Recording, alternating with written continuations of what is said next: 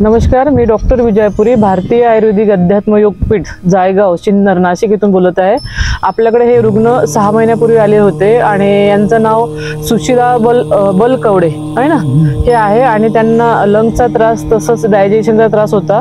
आणि जेव्हा first time आपल्याकडे आले होते तर त्यांचं विदाऊट सपोर्ट चालू शकत नव्हते, बॅलन्स त्यांचं वारंवार जात होतं, तसंच त्यांना लंगचा त्रास होता, वारंवार खोकला, डायजेशन असे बऱ्याच अनेक तक्रारी होत्या।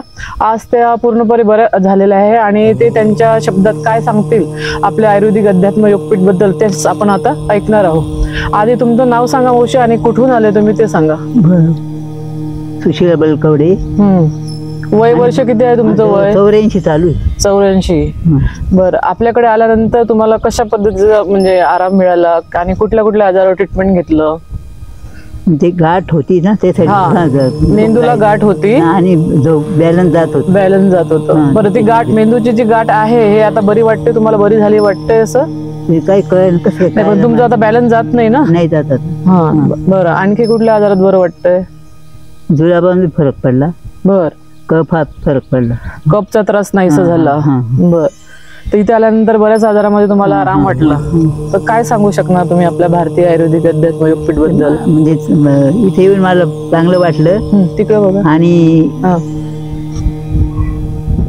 सगळ्यात म्हणजे बरंच मोठं आहे हॉस्पिटल, सगळ्या सोयी आहे, आवडलं आम्हाला। वातावरण पण खूप चांगलं आहे, नैसर्गिक वातावरण। आणि आयुर्वेदिक ट्रीटमेंट बद्दल काय सांगणार? आयुर्वेदिक ना खूप चांगली आहे ट्रीटमेंट। इथे येऊन मला बराच फरक पडला। मी ते बगुरला वाचलं होतं ना, शिबिर झालं होतं तुमचं, तेव्हापासून मी ते माहिती मिळवली। हा, आणि मग मुलाला घेऊन आले होते। बरं, आणखी काय वाटलं मग नंतर फरक तुमच्या याच्यामध्ये, शरीर तुमच्या आजारामध्ये काय फरक वाटला? पुष्कळचा फरक पडला। कुठल्या आजारामध्ये? हे जे गाठ बीट होती ना, म्हणजे बॅलन्स जायचं कमी झाला, मेंदूला गाठ होती ती कमी झाली। आता तुम्ही एकटे चालू फिरू शकताय का? हा, एकटे जाते, पण जास्त आम्ही जात, पण जवळची जवळ थोडस चालून दाखवत? चालतंय, चालून दाखवा बरं। आता एकटे चालून दाखव माझ्याकडे आणखी परत मावशी इकडे या माझ्याकडे, इथल्या इथं असं चालून दाखवा। फिरायला जातो ना आम्ही संध्याकाळी, इथे या, इथे हा, तर आता एकटे चालू शकताय ना? हो, फिरायला जातो एकटो, असं काही म्हणजे आता फिरायला जायला लागलेलं आहे। हो, पूर्वी सपोर्ट शिवाय चालू शकत नव्हते। 3-4 महिने जे औषध घेतलं 4 महिन्यांनी फरक पडून गेला। हा, आता एकटे फिरता पण फिरायला पण जात आहे की नाही, विदाऊट सपोर्ट। आपले सुशीला बलकवडे यांनी ट्रीटमेंट घेऊन हे रोगमुक्त झालेले आहे। अशा अनेक रुग्णांनी आपल्या भारतीय आयुर्वेदिक अध्यात्म योगपीठ मध्ये या।